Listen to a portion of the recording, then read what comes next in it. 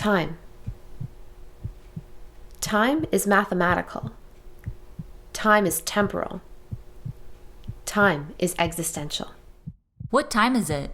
Time is of the essence. Time is money. Time flies. Time goes by so slowly. Time waits for no one. We're running out of time. Time heals all wounds.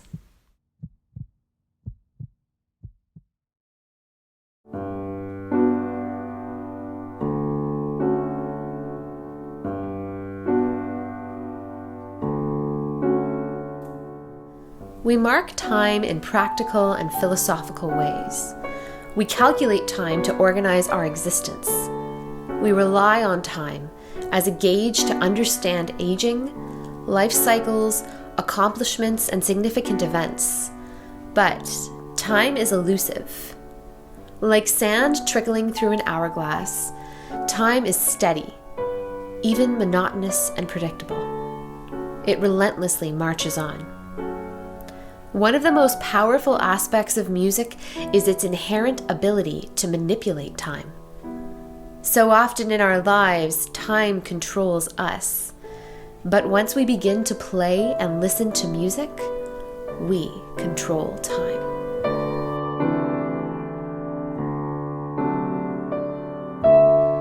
Okay, here we go. Episode 2 of Pulse in 3, 2, 1.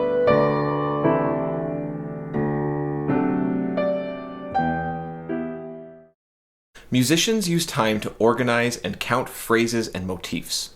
We are notoriously obsessed with time as it literally holds and contains the fluidity of our sonic expression. And we can use it to our advantage. We can suspend time, keep you on the edge of your seat, holding your breath, waiting for an arrival or a climactic moment. We can speed time up, we can slow time down. In my work as a music therapist, I can manipulate time intentionally to connect to people and their physical and emotional experiences. While I play, I may slow time down to decrease an anxious patient's heart rate. I may speed time up to stimulate a patient who is struggling with fatigue and drowsiness. I may shift a time signature or change the speed of a piece of music to create a sense of ease and comfort in the room while someone is taking their final breaths. Time is an essential tool in a music therapist's toolbox. Before we talk about musical time, I would like to place today's piece of music in a historical time and context. It's the late 19th century and the end of the Romantic era of music. So we're talking about the rich and complex music of composers like Chopin and Brahms and Wagner. Along comes Erik Satie, the ultimate classical music hipster. He wanted nothing to do with music that was popular, and he was always looking for the next thing that nobody else thought was cool at the time. He was a minimalist before minimalism existed. He wasn't the first musical satirist. That honor goes to Pope Clement IX in the 1600s, but he was one of the first to make musical satire a big part of his career, and he influenced this style of writing in the future. Like many musicians of then and now, he didn't exactly have a stable job and income. He, like many of us, took odd jobs playing in clubs and in bars, some that you have almost certainly heard of. He would play cabaret music that he didn't really like in order to make a little bit of money that would go straight into funding his fascination with fashion.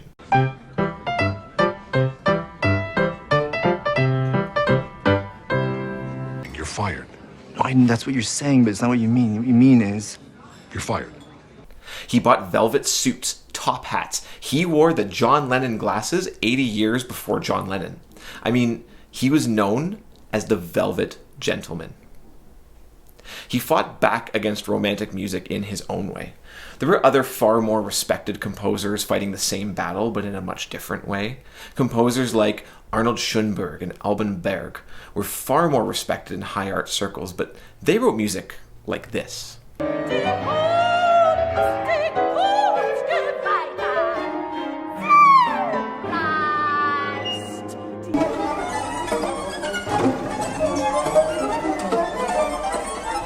Satie, instead, wrote satire. He wrote cabaret songs. He wrote minimalist piano music. He basically invented elevator music by coming up with the idea of music that would be part of the surrounding noises, and also music to be heard but not listened to.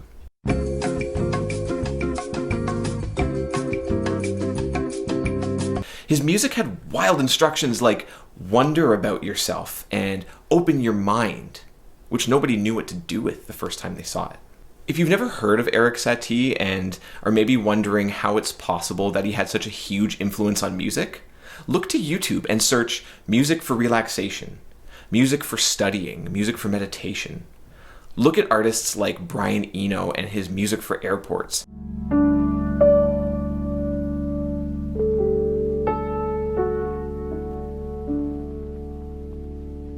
Or maybe some of the music that Philip Glass wrote for the Truman Show soundtrack.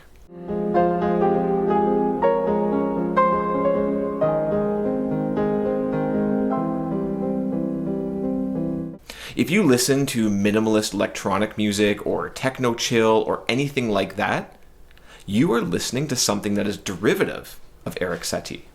Now that we know where we are in the history of time, let's talk about musical timing. Almost every piece of music is written with a time signature. All this means is that the composer has chosen to organize the music in small units, also called bars or measures, consisting of a specific number of beats, the most common of which are 3 and 4. Writing music with 4 beats in a bar is by far the most common. In fact, most music written in the Western world from the 17th century onwards has 4 beats in a bar. Music in 4 is easy to dance to. Wait a minute, fill my cup, put some nigga in it. Take a sip, sign the check. Julio, get the stretch. Music in 4 is easy to march to.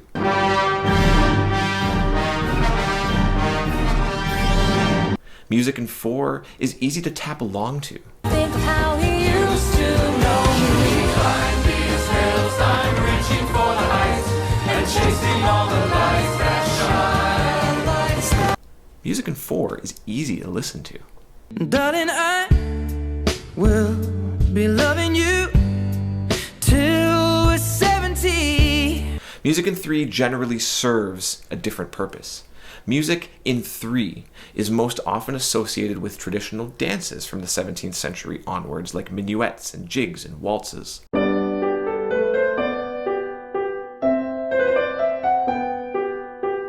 Lots of instrumental folk music is inspired by these ancient dances, such as Irish fiddle music or bluegrass. Music in 3 can also be art music, which is music for music's sake, without being associated with the dance. But music in 3 can also do something really special.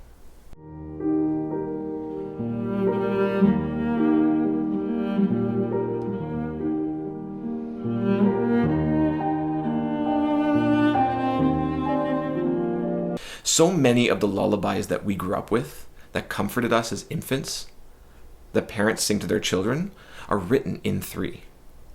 The gentle rocking of slow music in 3 has the power to relax us by bringing us back to those childhood years, to our earliest memories of being comforted by loved ones.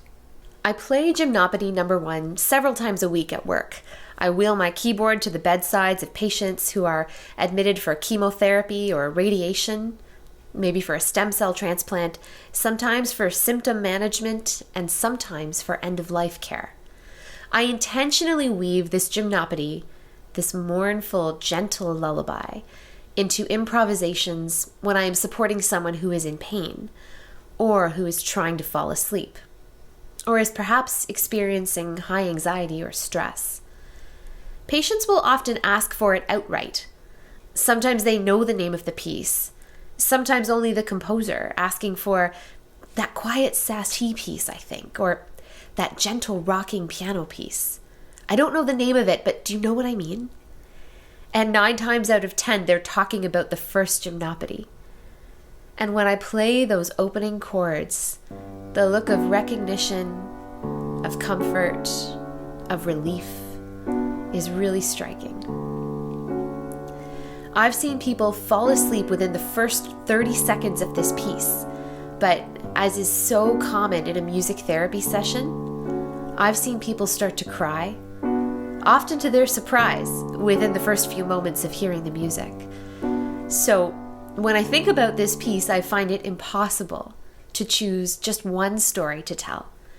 I can't tell one story because there are just so many stories. There are stories of pain crises that require expert medication management coupled with delicate major seventh chords. Stories of patients requesting something familiar, something that feels easy. I need to escape for a while. Can you play me something to just help me get out of here? Even if it's just in my mind? I just want to float away, a patient said to me once. I remember a time when I was playing this piece for a patient, and the patient glanced over my shoulder and smiled. Her doctor was standing in the door frame. I motioned for the doctor to come in as I knew the patient was waiting for her. She told this patient that music was more powerful than anything she could ever prescribe. Well, it's a team approach, I said. The doctor told me later that she thought the patient looked the most relaxed she'd looked all week after listening to the Satie.